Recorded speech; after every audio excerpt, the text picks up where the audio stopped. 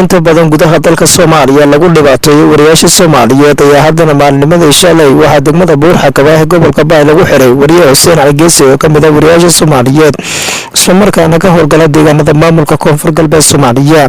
wariye Xuseen ayaa lagu wargeliyay inuu yimaado xarunta saldhigga booliska degmada Buur-Xakaba. markuu gaaray halkaasi ayaa la sheegay inuu xiran yahay. Xuseen Cali Geesi ayaa waxaa lagu eedeeyay in dhawaan uu bartiisa Facebook uu ku daawacay xaalada ka jira degmada Diinsor ee gobolka Baay ee maamulka Koonfur Galbeed Soomaaliya.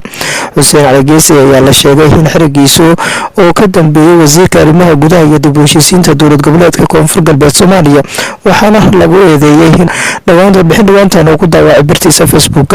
Xuseen ayaa diiradda saarayay xaalada dhabta ah ka jirta degmada Buur-Xakaba ee gobolka Baay, balse hadalka uu bartiisa Facebook ku daawacay waxa uu cuntumi waayay maamulka Koonfur Galbeed Soomaaliya.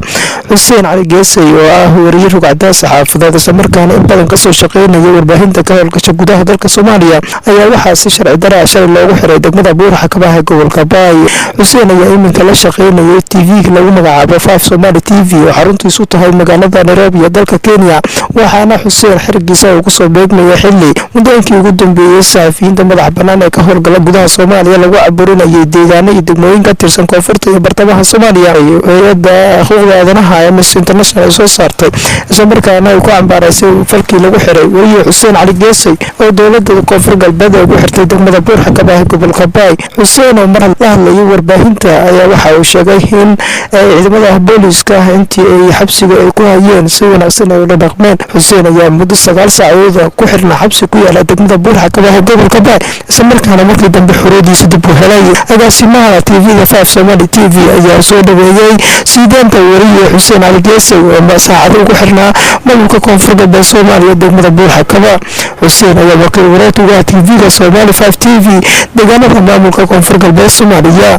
Xuseen ayaa waxa uu sheegay isla markaana hantidaad oo ka wasiirka arrimaha gudaha iyo dib u heshiisiinta dowlad goboleedka Koonfur Galbeed Soomaaliya, waxaana uu sheegay in kale haddii isku dayo isla markaana falkii hadda xilligan lagu soo eedeeyay midnimada uu sameeyay in dib loo xiri doono. Xuseen ayaa ugu dambeyntii sheegay in uu sii wadan doono howshiisa shaqo u hayo bulshada Soomaaliyeed ee tabinta wararka ku saleysan xaqiiqda oo soo gudbinaya bulshada Soomaaliyeed. Xuseen Cali Geesi ayaa ka soo shaqeeyay warbaahinno badan oo ku yaala gudaha dalkeena Soomaaliya, waxaana uu hadda ku sugan yahay deegaanada maamulka Koonfur Galbeed Soomaaliya gaar ahaan degmada Buur-Xakaba ee gobolka Baay, isla markaana wakiil wareed uga TV-ga lagu magacaabo 5 Somali TV xaruntiisa magaalada Nairobi ee dalka Kenya.